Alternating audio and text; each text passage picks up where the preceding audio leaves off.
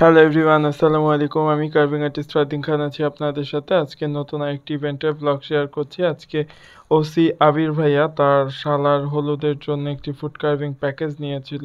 তারা গ্রুমের বাসা থেকে ব্রাইডের বাসায় হলুদ দিতে যাবে, সেখানে তারা কার্ভিং নিয়ে যাবে। ওইভাবে একটা প্যাকেজ রেডি করার কথা ছিল। শর্ট টাইমের ভিতরে আমাকে 11টার দিকে অর্ডার বুকিং দেয়, সন্ধ্যা 7টায় ডেলিভারি। এরকম শর্ট টাইমের ভিতরে খুব আর্লি করে আমাকে রেডি করতে হয়, কেননা এত শর্ট টাইমের ভিতর কার্ভিং রেডি করা খুব টাফ ছিল আর কি। আজকে প্যাকেজে একটা ভেজিটেবল কার্ভিং, একটা ফ্রুটসের ডালা, একটা মিষ্টির ডালা, একটা কাবাবের ডালা, এভাবে প্যাকেজটা রেডি করেছি। এই তো আমি জিনিসগুলা আস্তে আস্তে রেডি করে নিচ্ছি। পেঁপে দিয়ে কিছু ফুল, পাতা, পাখি, প্রজাপতি সব রেডি করে নিলাম। আজকের ইভেন্টটা ছিল আমার গুলশান নিকেতনে, ব্রাইডের বাসায়। আর গ্রুমের বাসা ছিল আফতাবনগরে। আর ক্লায়েন্টের একটাই রিকোয়েন্ড ছিল যে শিলা শুভর মেহেদি সন্ধ্যা লিখে একটা কার্ভিং যেন সেট আপ হয়, ওইভাবে রেডি করার। আমি সব কার্ভিং করে ফেলি, তারপর যখন আমাকে ওইটা বলে তারপর আমি ওইটা একটা মিষ্টি কুমড়া স্লাইসের উপরে গাজর দিয়ে লিখে ওইটা বসিয়ে দিই। আর এটা হলো আমার ফ্রুটসের ডালা। তখন সবুজ আঙুরটা অ্যাভেলেবেল ছিল বাজারে, তাই আমি সবুজ আঙুর দিয়েই ডালাটা ডেকোরেশন করেছিলাম। বর্তমানে সবুজ আঙুরটা অ্যাভেলেবেল পাওয়া যায় না, তাই সবুজ আঙুর ছাড়াই ডালাগুলো ডেকোরেশন করতে হয়। এই তো মোটামুটিভাবে আজকের প্যাকেজটা রেডি। ফ্রুটসের ডালা, কাবাবের ডালা, মিষ্টির ডালা সব কিছুই রেডি করে ফেলেছি।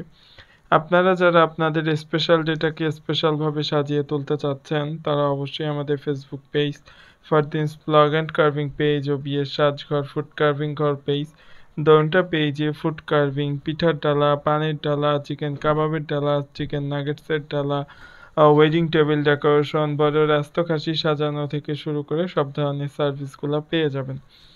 আর আপনারা কাস্টমাইজ করে নিতে চাইলে ওগুলো আগে থেকে অর্ডার করতে হবে। আর বিয়ের তত্ত্ব সাজাতে চাইলে অবশ্যই আমাদের পেজে যোগাযোগ করবেন। তত্ত্বের অনেক অনেক ব্লগ ভিডিও জমে গিয়েছে, কিন্তু আমি সময় স্বল্পতার কারণে আমি শেয়ার করতে পারছি না।